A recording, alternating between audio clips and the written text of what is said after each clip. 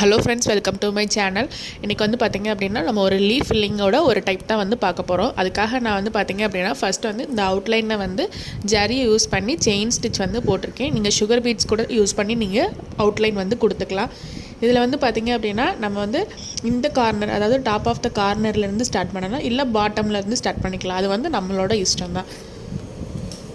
So நம்ம வந்து இதில் நமக்கு பேஸே என்னென்னா லாங் ஸ்டிச் அப்புறம் ஷார்ட் ஸ்டிச் இதுதான் வந்து நம்ம கொடுக்க போகிறோம். ஃபஸ்ட்டு பஞ்ச் பண்ணிவிட்டு த்ரெட்டை வந்து எடுக்கிறோம். எடுத்ததுக்கப்புறமா நம்ம வந்து இப்படி ஸ்ட்ரைட்டாக போடக்கூடாது, கிராஸாக இருக்கணும் ஒரு ஸ்டிச்சுமே. அதை மட்டும் நம்ம கொஞ்சம் மைண்டில் ஏற்றிக்கோங்க. ஏற்றினதுக்கப்புறமா இப்போ ஜரி யூஸ் பண்ணுறதுனால ஜரி வந்து கொஞ்சம் நமக்கு பார்க்க வரன்னு இருக்கும். ஸோ அதனால் வந்து நம்ம நல்லா வந்து அட்ஜஸ்ட்மெண்ட் கொடுக்கணும். அட்ஜஸ்ட் பண்ணோம் அப்படின்னா தான் நமக்கு வந்து அது பார்க்குறதுக்கு நீட்டாக வரும்.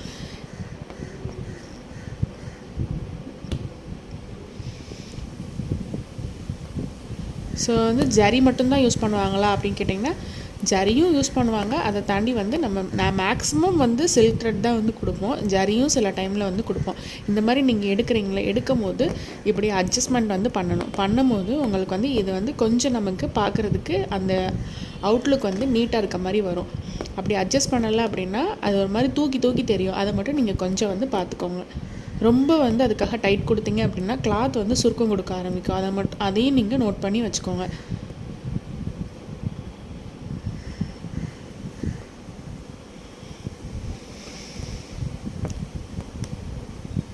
இது வந்து பார்த்திங்க அப்படின்னா நம்ம ஃப்ளாட்ஸ் சாட்டின் ஸ்டிச் அப்படின்னு சொல்லுவோம்.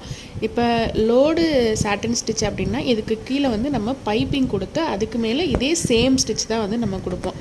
ஸோ அது வந்து இதோட வந்து அது பார்க்குறதுக்கு இன்னும் நீட்டாகவே இருக்கும்.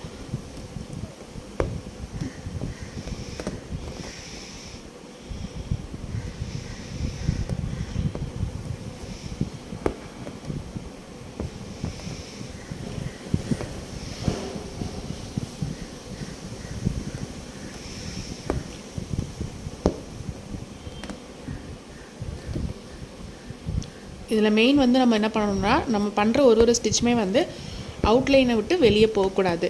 எப்படி நம்ம ட்ராயிங்கில் வந்து பெயிண்ட் பண்ணும்போது அந்த அவுட்லைனுக்குள்ளேயே பண்ணுறோமோ அதே மாதிரி தான் நம்ம இதை வந்து அவுட்லைனை விட்டு நம்ம வெளியே போகக்கூடாது.